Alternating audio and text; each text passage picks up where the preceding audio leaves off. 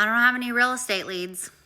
This is literally something that I'm hearing from people on TikTok every day.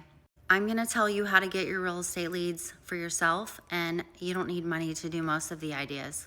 And if you're new here, my name is Sandy McAlpine. I run 2 high-performing teams in North and South Carolina. I've been training agents and have had a team for many years. I've been in real estate for 26. I teach real estate agents how to get their own leads. And this is a little long, so bear with me, but I'm going to teach you several strategies that you can implement today. Now, the easiest way to get leads is to do open houses. And I know a lot of you guys are like, I don't even know how to do an open house. I don't have any listings. Well, I'm going to tell you what to do. So hopefully you're at a brokerage where they have a message board, or you can reach out to all the agents at your particular firm in your city and state, and you can put it out there that you're willing to do open houses every weekend, at least 1 or 2. I would do 2 to 4. I'm saying like 2 on Saturday and 2 on Sunday. You can do 10 to 12, 12 to 2, 2 to 4. You can also have 4-hour open houses to get more traffic. Because if you're going to go to the, business of putting all the flags out and the stakes out and putting sign directionals, and you're going to post it to all the Facebook groups in the city and state, the yard sale groups, post it to open house groups. You're going to make sure that everyone in the office knows that you're having an open house for the other agents to come by and visit, to give you feedback forms. You want to advertise this thing. You want the listing agent to put it in MLS. You want to try to do some Facebook ads if you can. But the best way to get people is to also door knock 40 doors on Thursday before a Saturday open house and on Friday before a Sunday open house.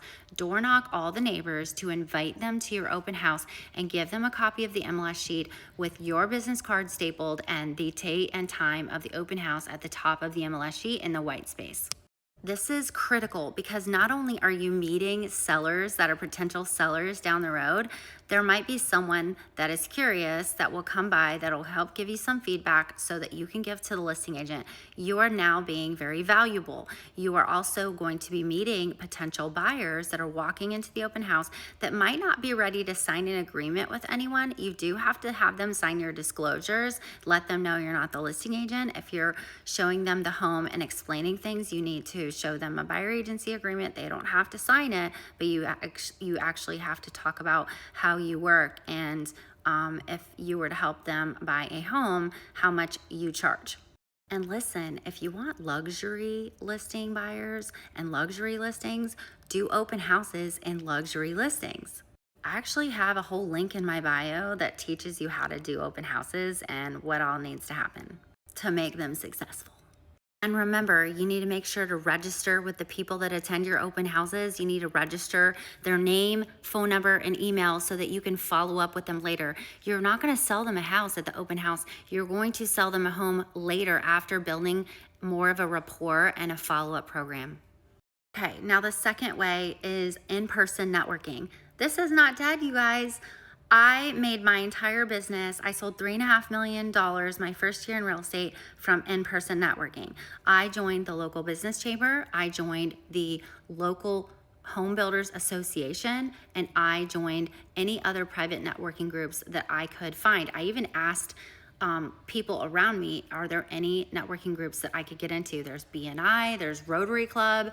Those are all really healthy business relationship networking places that you can do referrals back and forth with people in other industries.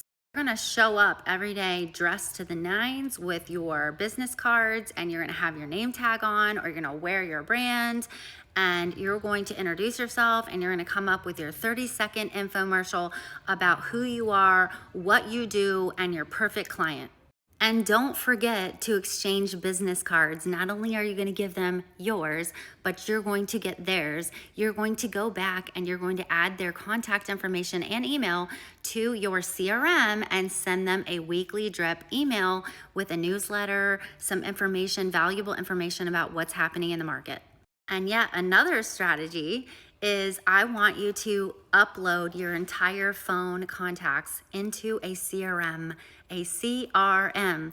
They have them at most brokerages for free, or they're with your fees that you pay every month, and you're going to start sending out a weekly email newsletter.